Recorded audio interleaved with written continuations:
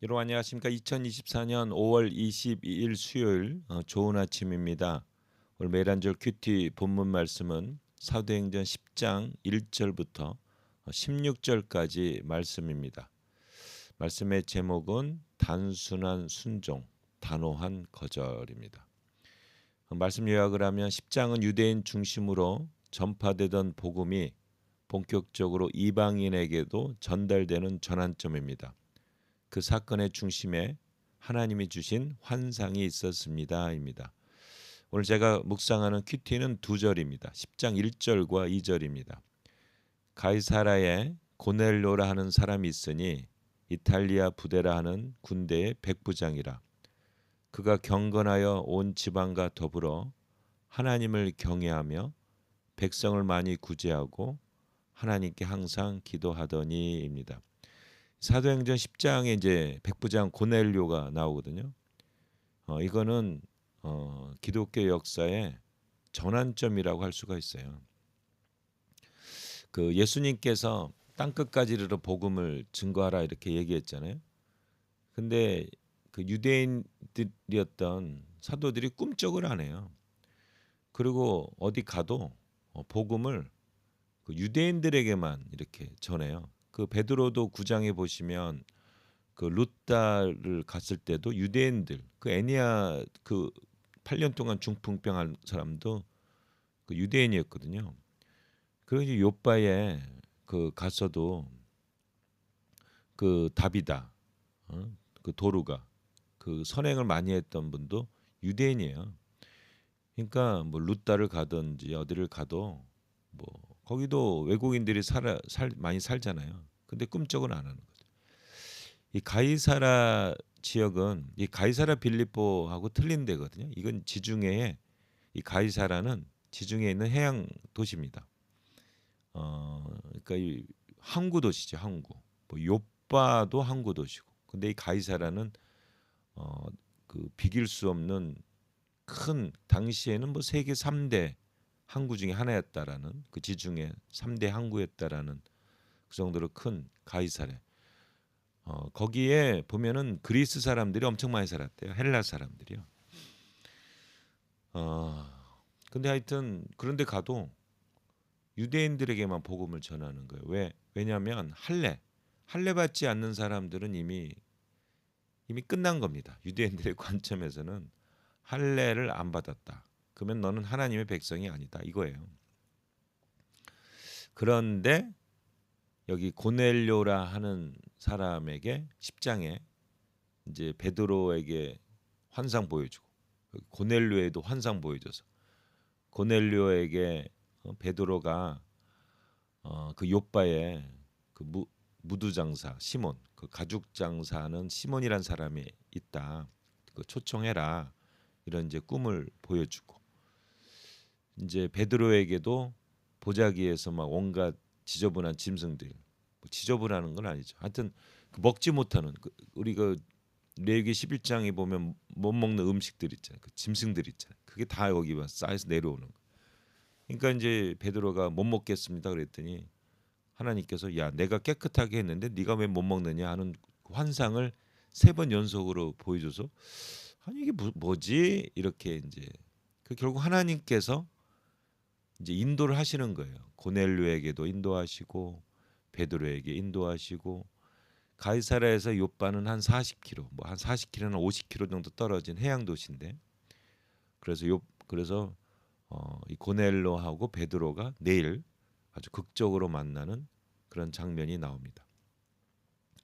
근데 오늘 제가 그 잡은 큐티 2절은 그 고넬료라는 사람에 대해서 한번 생각해 보자 해서 잡았습니다. 이 백부장은 당시에 가장 군대에 있어서는 기본적이지만 또 이 가장 그 중요한 어떤 그런 위치예요. 그 평민들이 출세를 하려면 당시 로마에서는 이제 군대를 가야 돼요. 그래서 보통은 이제 백부장부터 시작합니다. 이게 이제 장교의 가장 기본적인 백부장. 그래서 이 백부장 위치가 거기서 전쟁에 수행을 할 때도 주로 백부장들이 하거든요. 그래서 여기서부터 어 실력을 인정받으면은 이 출세 가도를 가는 거예요.